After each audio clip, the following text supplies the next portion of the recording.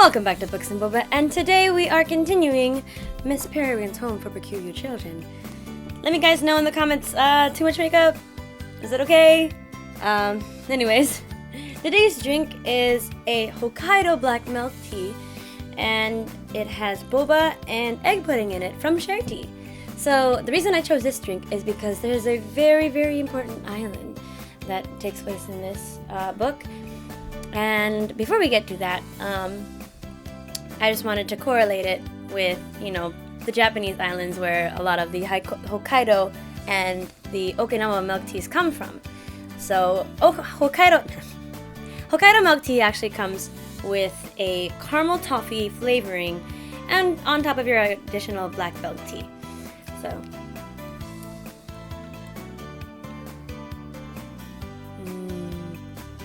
creamy. Yep.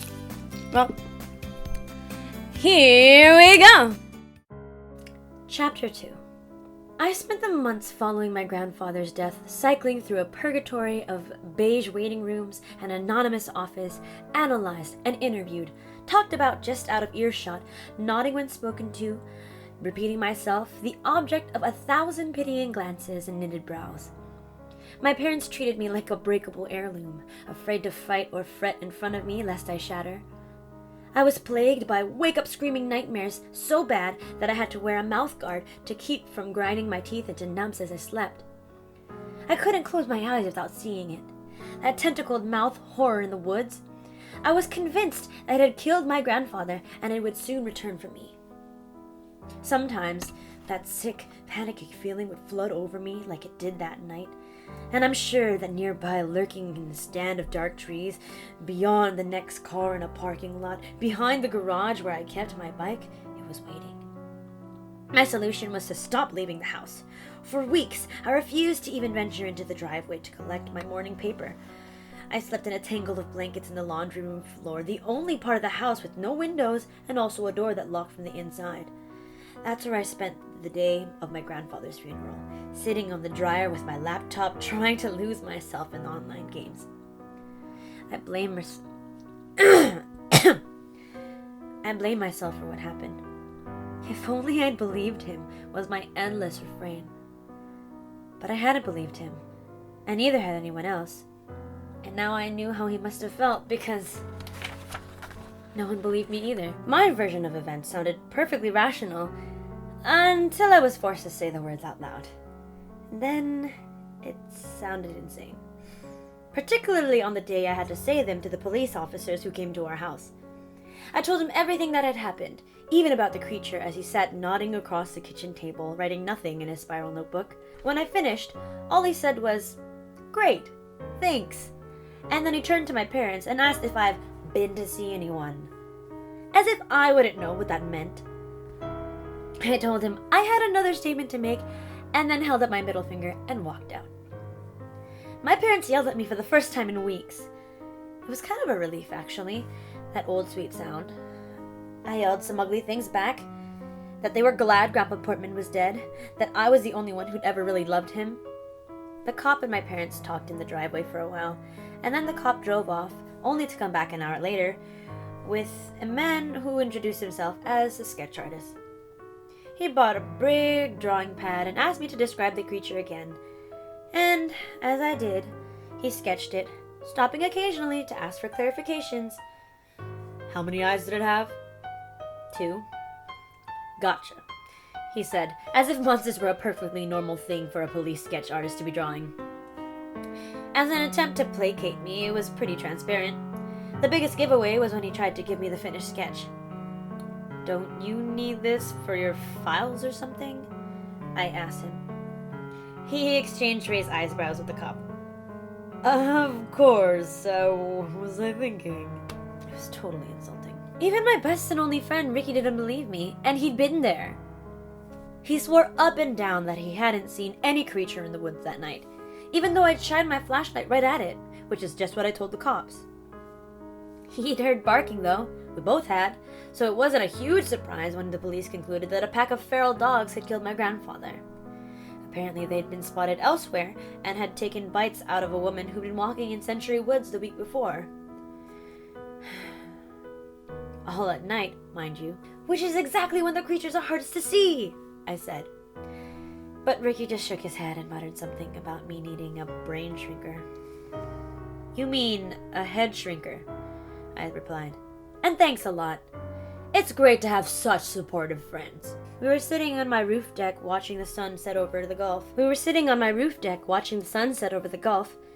Ricky coiled like a spring in an unreasonably expensive Adirondack chair my parents had brought back from a trip to Amish country. His legs folded beneath him and crossed tight, chain-smoking cigarettes with a kind of grim determination. He always seemed vaguely uncomfortable at my house, but I could tell by the way his eyes slid off me when he looked in my direction that now it wasn't my parents' wealth that was making him uneasy, but me. Whatever. I'm just being straight with you, he said. Keep talking about monsters and they're gonna put you away. Then you really will be special ed. Don't call me that. He flicked away his cigarette and spat a huge glistening wad over the railing. Were you just smoking and chewing tobacco at the same time? What are you, my mom? Do I look like I blow chuckers for food stamps? Ricky was a connoisseur of your mom jokes, but this was apparently more than he could take. He sprang out of his chair and shoved me so hard I almost fell off the roof. I yelled at him to get out, but he was already going. It was months before I seen him again. So much for having friends. Eventually, my parents did take me to a brain shrinker. A quiet, olive-skinned man named Dr. Golan. I didn't put up a fight. I knew I needed help. I thought I'd be a tough case, but Dr. Golan made surprisingly quick work of me. The calm, affectless way he explained things was almost hypnotizing, and within 2 sessions, he convinced me that the creature had been nothing more than the product of my overheated imagination, that the trauma of my grandfather's death had made me see something that wasn't really there. It was Grandpa Portman's stories that had planted the creature in my mind to begin with, Dr. Golan explained. So it only made sense that kneeling there with his body in my arms and reeling from the worst shock of my young life, I had conjured up my grandfather's own boogeyman. There was even a name for it, acute stress reaction. I don't see anything cute about it, my mother said, when she heard my shiny new diagnosis. Her joke didn't bother me, though. Almost anything sounded better than crazy. Just because I no longer believed the monsters were real didn't mean I was better, though. I still suffered from nightmares. I was twitchy and paranoid, bad enough at interacting with other people that my parents hired a tutor, so I only had to go to school on the days that I felt up to it. They also, finally, let me quit Smart Aid. Feeling better became my new job. Pretty soon, I was determined to be fired from this one, too. Once the small matter of my temporary madness had been cleared up, Dr. Golan's function seemed mainly to consist of writing prescriptions. Still having nightmares? I've got something for that. Panic attack on the school bus? This should do the trick. Can't sleep? Let's up the dosage. All those pills were making me fat and stupid, and I was still miserable, getting only 3 or 4 hours of sleep a night. That's why I started lying to Dr. Golan. I pretended to be fine when anyone who looked at me could see the bags under my eyes and the way I jumped like a nervous cat at sudden noises. One week, I faked an entire dream journal, making my dreams sound bland and simple, the way a normal person should be. One dream was about going to the dentist, and another I was flying. 2 nights in a row, I told him I dreamed I was naked in school. Then he stopped me. What about the creatures? I shrugged. No sign of them. Guess that means I'm getting better, huh? Dr. Golan tapped his pen for a moment. Then he wrote something down. I hope you're not just telling me what you think I want to hear. Of course not, I said, my gaze skirting the framed degrees on his wall, all attesting to his expertness in various subdisciplines of psychology, including, I'm sure, how to tell when an acutely stressed teenager is lying to you. Let's be real for a minute, he said. He set down his pen. You're telling me that you didn't have a dream even one night this week? I'd always been a terrible liar, rather than humiliate myself. I got to it. Well, I muttered. Maybe one. The truth was that I had the dream every night this week, with minor variations. It always went like this. I'm crouched in the corner of my grandfather's bedroom, amber dusk light retreating from the windows, pointing a pink plastic BB rifle at the door. An enormous glowing vending machine looms where the bed should be, not with candy, but rows of razor-sharp tactical knives and armor-piercing pistols. My grandfather's there in an old British Army uniform, feeding the machine dollar bills, but it takes a lot to buy a gun, and running out of time. Finally, a shiny .45 spins toward the glass, but before it falls, it gets stuck. He swears in Yiddish, kicks the machine, then kneels down and reaches inside to try and grab it, but his arm gets caught. That's when they come, their long black tongues slithering up the outside of the glass, looking for a way in. I point the BB gun at them and pull the trigger, but nothing happens. Meanwhile, Grandpa Portman is shouting like a crazy person. Find the bird, find the loop, Jakob. Why don't you understand, you goddamn stupid Yutzi? And then this window shatter, and the glass rains in, and the black tongues are all over us. And that's generally when I wake up in a pillow of sweat, my heart doing hurdles, and my stomach tied in knots. Even though the dream was always the same, and we've been over it 100 times, Dr. Golan still made me describe it in every session. It's like he was cross-examining my subconscious, looking for some clue that he might have missed in the 99th time around. And in the dream, what's your grandfather say? The same stuff as always, I said, about the bird and the loop and the grave. His last words. I nodded. Dr. Golan tented his fingers and pressed them to his chin. The very picture of a thoughtful brain shrinker. Any new ideas of what that might mean? Yeah, Jack and shit. Come on, you don't mean that. I wanted to act like I didn't care about the last words, but I did. They've been eating away at me almost as much as the nightmares. I felt like I owed it to my grandfather not to dismiss the last thing he said to anyone in the world as delusional nonsense, and Dr. Golan was convincing me that understanding them might help me purge my awful dreams. So I tried. Some of what Grandpa Portman had said made sense, like the thing about wanting me to go to the island. He was worried that the monsters would come after me, and thought the island was the only place I could escape them, like he had as a kid. After that, he'd said, I should have told you, but there was no other time to tell me whatever he should have told me. I wonder if he hadn't done the next best thing and left a trail of breadcrumbs leading to someone who could tell me, and someone who knew a secret. I figured that was what all the cryptic sounding stuff about the loop and the grave and the letter was. For a while I thought the loop could be a street in the Circle Village, a neighborhood that was nothing but looping cul-de-sacs, and that Emerson might be a person my grandfather sent letters to.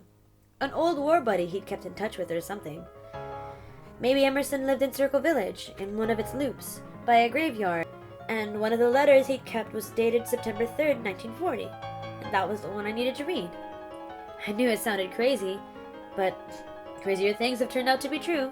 So after hitting dead ends online, I went to the Circle Village Community Center, where old folks gathered to play shuffleboard and discuss their most recent surgeries, to ask where the graveyard was and whether anyone knew Mr. Emerson. They looked at me like I had a second head growing out of my neck, and baffled that a teenage person was speaking to them. There was no graveyard in Circle Village, and no one in the neighborhood named Emerson, and no street called Loop Drive, or Loop Avenue, or Loop anything. It was a complete bust.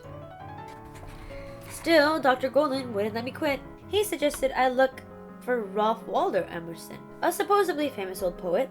Emerson wrote his fair share of letters, he said.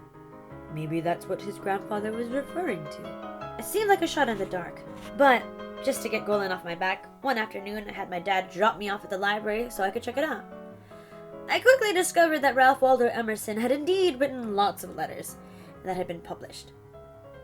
For about 3 minutes I got really excited, like I was close to a breakthrough, and then two things became apparent.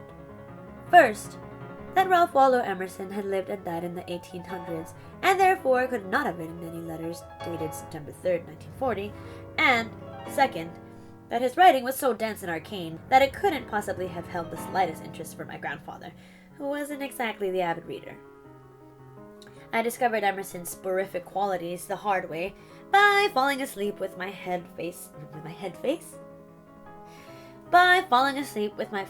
in the book, drooling all over an essay called Self-Reliance, and having the vending machine dream for the 6th time that week. I woke up screaming and was unceremoniously ejected from the library, cursing Dr. Golan and his stupid theories all the while. The last straw came a few days later when my family decided it was time to sell Grandpa Portman's house. Before prospective buyers could be allowed inside, though, the place had to be cleaned out. On the advice of Dr. Golan, who thought it would be good for me to confront the scene of my trauma, I was enlisted to help my dad and Aunt Susie sort through the detritus. For a while after we got to the house, my dad kept taking me aside to make sure that I was okay. Surprisingly, I seemed to be, despite the scraps of police tape clinging to the shrubs and the torn screen on the lanai flapping through the breeze. These things, like the rented dumpster that stood in the curb, waiting to swallow what remained of my grandfather's life, made me sad, not scared. So that's part 1 of chapter 2 of Miss Peregrine's Home for Peculiar Children. I hope you guys enjoyed this reading and you come back for tomorrow for part 2 of chapter 2. I hope you guys have a great day today, and if you have any other comments, leave them in the comments below. Should I put a rating on this for mature audiences? I don't know, you tell me. If you like reading and if you like Boba, go ahead and pop a subscribe on there. Hope you guys have a great day. Love you. Bye!